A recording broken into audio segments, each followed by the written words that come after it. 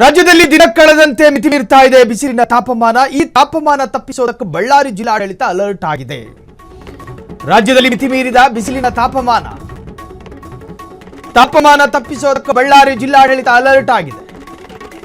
Heat stroke ಅನಾರೋಗ್ಯಕ್ಕೆ ತುತ್ತಾದವರಿಗೆ treatment. Ballari BIMS ಆಸ್ಪತ್ರೆಯಲ್ಲಿ ತಾಘಾಘಾತ ಶುರುವಾಗಿದೆ.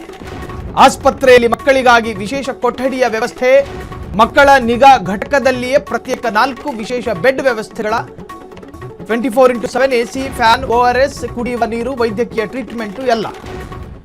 ಬಿಸಿಲಿನ ಬೇಗೆ ಹೆಂಗಿದೆ ಅಂತ ಕೇಳಿದ್ರೆ ತಲೆ ಮೇಲೆ ಕೂದಲಿದ್ದವನಿಗೂ ಇಲ್ದಲೇ ಇದ್ದವನಿಗೂ ಎಲ್ಲ ಒಂದೇ ತರಹದ ಹೀಟು. ಈ ಪರಿಸ್ಥಿತಿಯಲ್ಲಿ ರಾಜ್ಯ ದಿನದಿಂದ ದಿನಕ್ಕೆ ಬಿಸಿಲಿನ ತಾಪಮಾನ ಏರಿಕೆ ಆಗ್ತಾ ಇದೆ.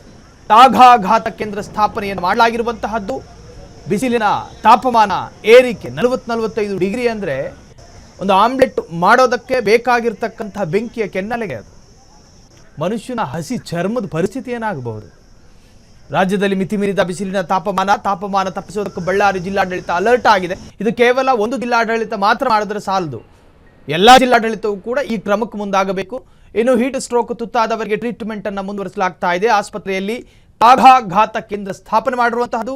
ಇನ್ನು ಆಸ್ಪತ್ರೆಯಲ್ಲಿ ಮಕ್ಕಳಿಗಾಗಿ ವಿಶೇಷ ಕೊಠಡಿಯ ವ್ಯವಸ್ಥೆಯನ್ನು ಕೂಡ ಕಲ್ಪಿಸಲಾಗಿದೆ. ಮಕ್ಕಳ ಮೇಲೆ ನಿಗಾ ಇಡಲಾಗಿದೆ.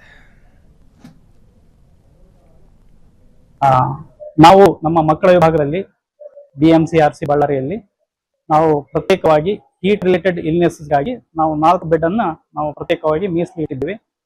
ಸೊ ಇದುವರೆಗೂ ಅಂದ್ರೆ ಒಂದೇ ಒಂದು ಮಗು ಅಡ್ಮಿಟ್ ಆಗಿದ್ದು, ಅದು ಸಿಂಕೋಪ್ ಆಗಿ ಅದು ಮಗು ನಾವು ಆರೈಕೆ ಮಾಡಿದ್ವಿ, ಅದು ಡಿಸ್ಚಾರ್ಜ್ ಆಗಿದೆ, ಏನು ತೊಂದರೆ ಇಲ್ಲ. ಸೊ ಪ್ರತಿದಿನ ನಮಗೆ ಒಂದು 2 ರಿಂದ 3 ಮಕ್ಕಳು ಸ್ವಲ್ಪ ಡಿಹೈಡ್ರೇಷನ್ ಆಗಿ OPD ವಿಭಾಗಕ್ಕೆ ಬರ್ತಾ ಇದ್ದಾವೆ. ಅವು ಯಾವನ್ನು ಅಡ್ಮಿಟ್ ಮಾಡಿಲ್ಲ ಅಂತ ಹೇಳಿದ್ರೆ ಅವಕ್ಕೆ ಸ್ವಲ್ಪ ಈ ORS ಕುಡಿಸಿ ಸ್ವಲ್ಪ ನೀರನ್ನು ಜಾಸ್ತಿ ಕುಡಿಯಕ್ಕೆ ಹೇಳಿದಾಗ ಅವೆಲ್ಲ ಇಂಪ್ರೂವ್ಮೆಂಟ್ ಆಗ್ತಾ ಇದ್ದಾವೆ. ಅವಕ್ಕೆಲ್ಲ ನಾವೇನು ಅಡ್ಮಿಟ್ ಮಾಡಿಲ್ಲ.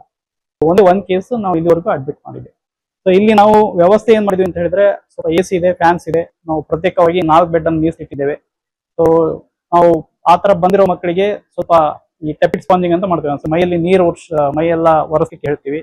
ಸೊ ಮತ್ತೆ ಮಗು ತುಂಬಾ ಡಲ್ ಇತ್ತು, ನೀರು ಕುಡಿಲಿಕ್ಕೆ ಆಗ್ತಾ ಇಲ್ಲ ಅಂತ ಹೇಳೋ ಮಕ್ಕಳಿಗೆಲ್ಲ ನಾವು IV ದ್ರಾವಣವನ್ನ ನಾವು ಹಾಕ್ತೀವಿ. ನೀರು ಜಾಸ್ತಿ ಕುಡಿಬೇಕು. ನೀರಿನಂಶ ಇರುವಂತಹ ಪದಾರ್ಥಗಳನ್ನು ಜಾಸ್ತಿ ಕುಡಿಬೇಕು. ಫಸ್ಟ್ ಆಫ್ ಆಲ್ ನೀರು ಕುಡಿಬೇಕು, ಎಳ್ನೀರು ಕುಡಿಬೇಕು, ಮಜ್ಜಿಗೆ ಒಳ್ಳೇದು, ಉಪ್ಪು ಹಾಕಿರುವಂತಹ ಮಜ್ಜಿಗೆ, ಎಲ್ಲದರಲ್ಲೂ ಉಪ್ಪಿರ್ಬೇಕು. ಉಪ್ಪಿದ್ರೆ ಅದು ಸ್ವಲ್ಪ ಸುಸ್ತು ಕಡಿಮೆ ಆಗುತ್ತೆ.